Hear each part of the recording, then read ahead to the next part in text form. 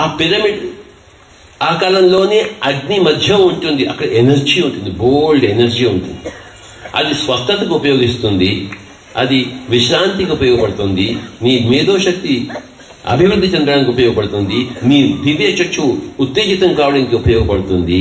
Pyramid అగ్ని మధ్యం అశక్తి క్షేత్రము.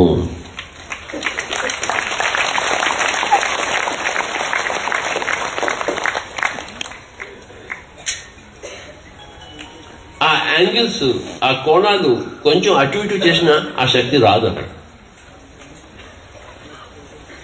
51 degrees 52 minutes ఉంటే కానీ అది రాదు. కొంచెం అటు ఇటు చేసామనుకోండి, ఆ కట్టడం ఉంటుంది చూడ్డానికి, కానీ లోపల అగ్ని ఉండదు. ఎలాగైతే ఒక మూగవాడు ఉంటాడు అనుకోండి, వాడికి అన్నీ బయట నుంచి ఉన్నాడు, కానీ నోట్లో మాట లేదు వాడికి. అంటాడనమాట,